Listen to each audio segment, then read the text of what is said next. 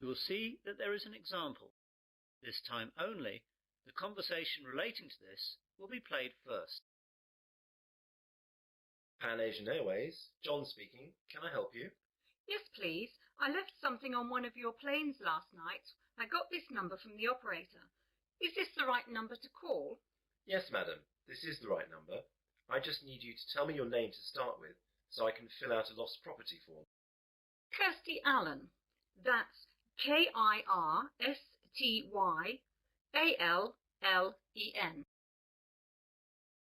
So, Kirsty is the correct answer. Now we begin. You should answer the questions as you listen, as the recording is not played twice. Listen carefully to the conversation and answer questions 1 to 5. Pan Asian Airways, John speaking. Can I help you?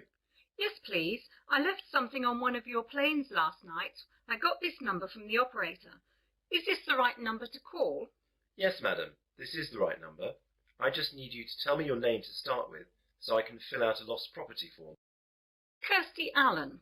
That's KirstyAllen. Right, I've got that. Now, what happened last night? Well, I was on a flight last night from New York to London that landed at 12:30 a.m. We were delayed a while in New York, so that when we eventually landed, I was so tired that I accidentally left my handbag on the plane. Did you report this to anyone last night? No, I'm afraid not. I didn't notice until I got home, and then it was really too late to phone. Very well, madam. Let me take a few details for this form, and I'll see what I can do. OK, so the name is Kirsty Allen. And what's the address, please? 48 Wyndham Road, Richmond. The postcode? R16GH7. Good, I've got that. Now, your telephone number? Well, my home number is 020-8927-7651, and my mobile is 07754-897-432. I'm sorry, I didn't catch the second one. What was the mobile again? 07754-897-432. Thanks. Now, do you know the flight number of the plane you were on last night? Oh, yes. Hang on a second. I've got my boarding pass stub right here. The flight number was PA356. No, I'm sorry, PA365. That's it, 365. And does the boarding card stub say what seats you had? Oh, yes, it was E6. And you said that it was New York to London Heathrow. Is that right? Yes, that's right. Before the conversation continues, you have some time to look at questions 6 to 10.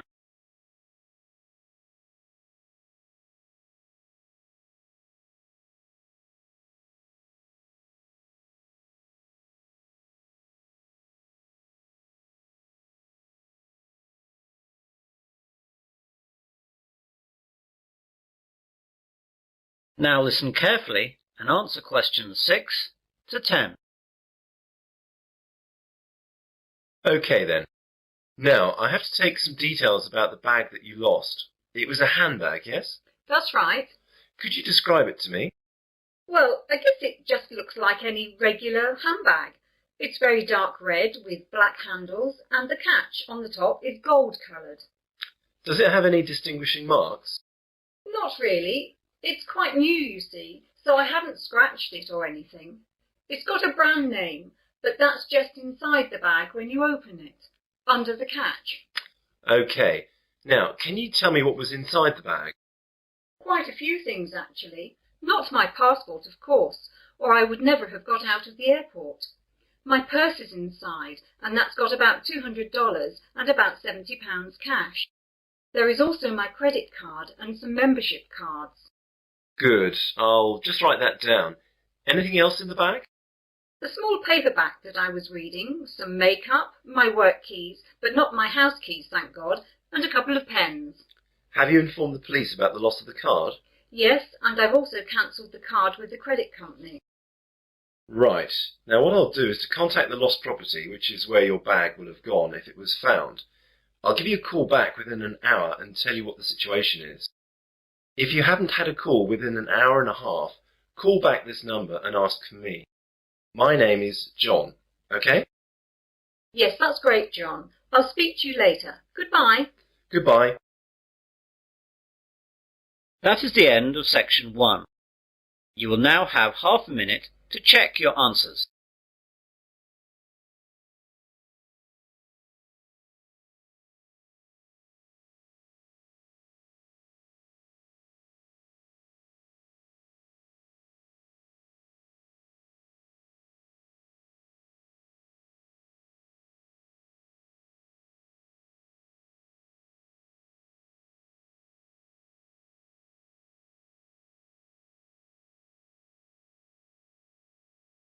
Now turn to section 2. Section 2. You will hear a man giving a welcome speech to new students at the University of Wesley. First, you have some time to look at questions 11 to 14.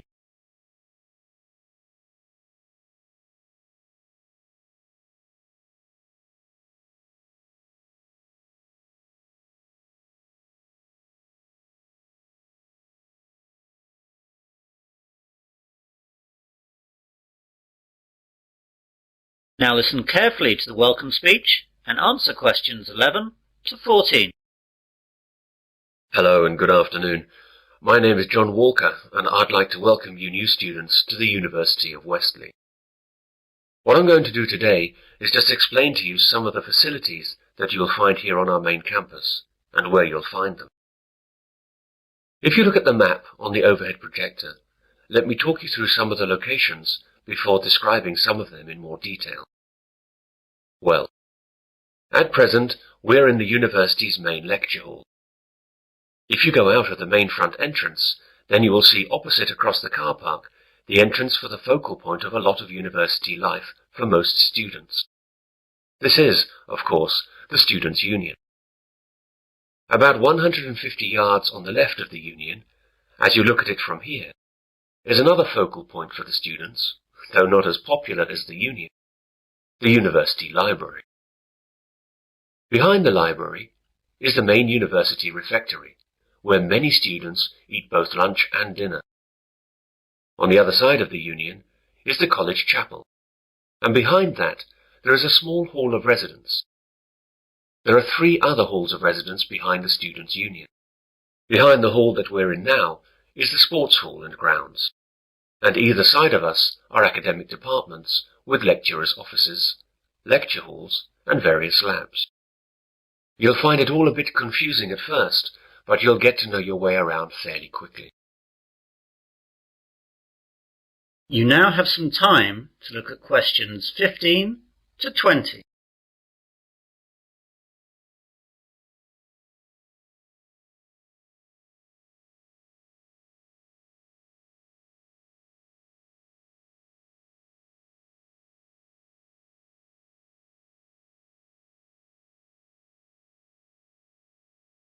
Now listen to the rest of the welcome speech and answer questions 15 to 20. I'd like now to talk about a few important places on the campus. All students must belong to the Students' Union if they wish to use any of its services. It's very cheap, and we certainly recommend that you join. The Union provides a bookshop covering all the course books at the university, plus lots of other titles for a range of interests. You can eat and drink at the Union. There is a Fat Phillips on the ground floor, serving a wide range of fast foods and drinks. Then there is the main Union bar up on the first floor. This is where the Union parties, dances and balls are held. And there's a pizza corner where cheap, large pizzas can be served up in a few minutes. Other areas that will be of interest to students are the welfare office, the travel office, and the clubs office. The clubs office will get you in touch with all the clubs that are part of the Students' Union. These clubs vary from football to drama to potholing to beer drinking. There really is something for everyone. The union opens up at 8 a.m. every day and closes at 12 midnight, unless there are any functions going on later. I'd like to move on to the library now. This is where a lot of you will, I hope, be spending a lot of time over the next 3 or 4 years, working and doing research. Of course, this isn't as exciting as the social aspects of university life, but of course it really is the main reason that you are all here. I therefore urge you to get over there as soon as you can, as you have to register, and then you can have a look around. During the first 2 weeks of the academic year, that is, now, there are tours every 2 hours aimed at familiarizing new students to all the services that the library offers. The library is open from 9 a.m. to 9 p.m., though it stays open later during final exams. As I said earlier, the refectory is behind the library. The refectory offers a range of cheap meals at lunchtimes and in the evenings. It's open from 12 noon to 3 p.m. for lunch, and from 6 p.m. to 8:30 p.m. for dinner.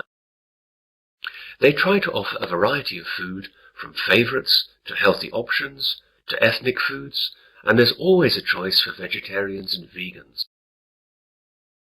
The University Sports Hall is one of the most used buildings at the university. To use the hall, or the grounds, you must be a member of the Athletic Union, which is part of the Students' Union. Again, this costs very little, and will allow you to use all university sports facilities, represent university teams, and it fully insures you during your membership of the Athletic Union. This is really excellent value. For departments and academic facilities, there isn't enough time to go through all of them, but your respective departments should furnish you with maps and information that will satisfy your needs. For all services offered at the university, I recommend that you purchase a Discount Plus card. This card costs £50 and lasts for the academic year. It will then give you discounts on all services at the university. For instance, a £4 meal at the refectory would be reduced to £2.50. It will also give you free usage of the late-night minibus that the university runs to places off campus, which normally costs £1. You can see that it wouldn't take very long to make it worthwhile. The cards can be bought at the Students' Union. Well, that's what I have to say for the moment.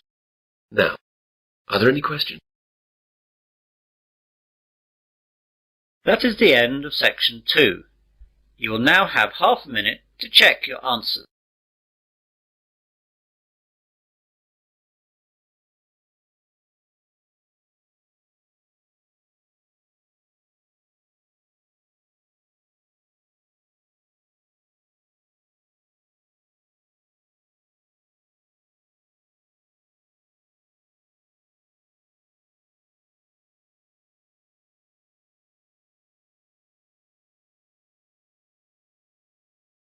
Now turn to section 3. Section 3.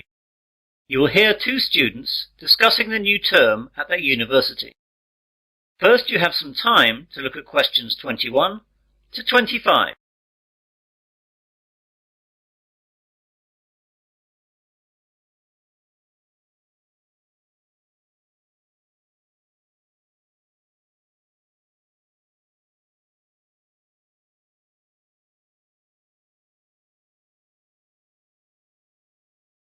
Now listen carefully and answer questions 21 to 25.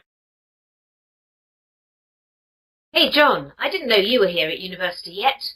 When did you get here? Oh, just yesterday, Thursday. I've got some stuff to get sorted out for the start of my second year, as I've just got some new subjects. Today I've got to sort out my timetable. It seems like I've got quite a lot to do this year. When did you get here? I've been here since Tuesday. What classes are you doing this year then?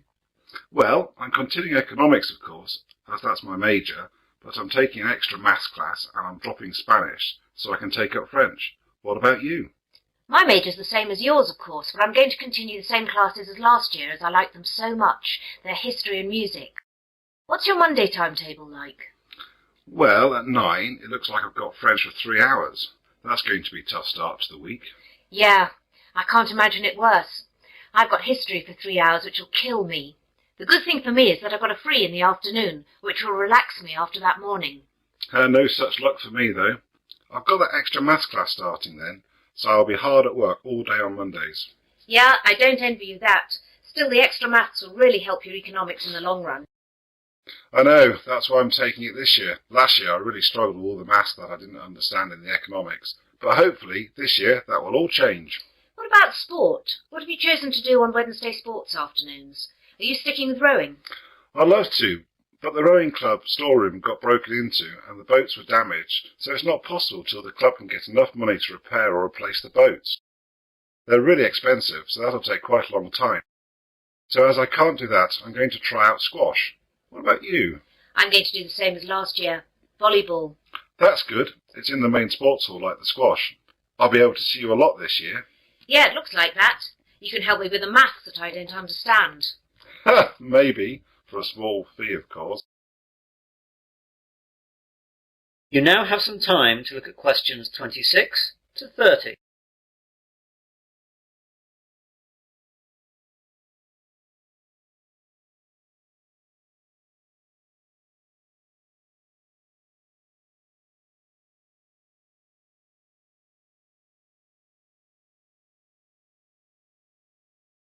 Now listen to the rest of the discussion and answer questions 26 to 30. I know it's early, but do you know anything about the first assignment that we have to do? Yes, it's already up on the economics faculty notice board. There's a choice of essays up there. I think there are about 10 you can choose from. I can't remember any of the titles, though, apart from the one that I think I'm going to write about. What's that one, then? It's about the short-term future of third world economies. Ooh, I don't like the sound of that. It seems very wide-ranging. It is, but remember that I spent some of the summer vacation travelling in Africa and Asia, so that has made me more interested in the subject, and I've also got some first-hand ideas on the subject. Does the essay list mention how long the essays have to be and the deadlines? Yes, you remember last year all the essays had to be 3,000 words in length. Well, that's gone up by 1,000 words. Oh no, they'll take ages. I know. I was hoping that they'd stay at 3,000 words, or only go up to 3,500. But no luck, I'm afraid. What about the deadline? The first one has to be in by the 30th of October, and the second one by the 30th of November. It looks like one essay a month like last year. Well, at least that hasn't changed. But as it's the end of September now, that leaves only a month to get the first one done. I'm going to have to get onto that straight away. Yes, you'd better. If you want to talk about it, I'm going to be at the campus cafeteria at 1:30 for lunch. We could go over some questions. I can't then, as I'll be in the sports hall working out. How about 3 this afternoon at the Economics Common Room? That seems okay. We'll be right by the economics course office where the questions are, so that'll be convenient for checking up on them. Okay, see you then. Bye! Bye! That is the end of section 3. You'll now have half a minute to check your answers.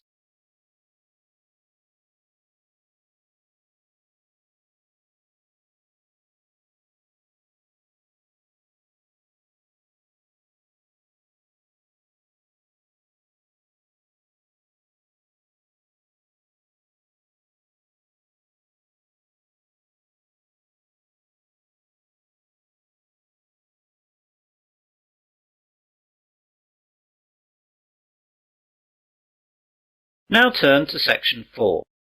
Section 4. You will hear part of an environmental sciences lecture. First, you have some time to look at questions 31 to 40.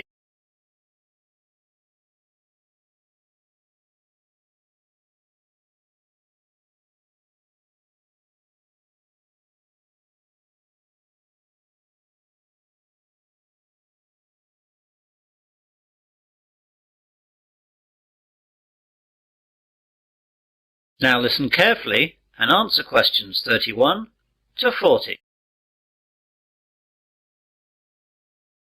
Good morning, everyone.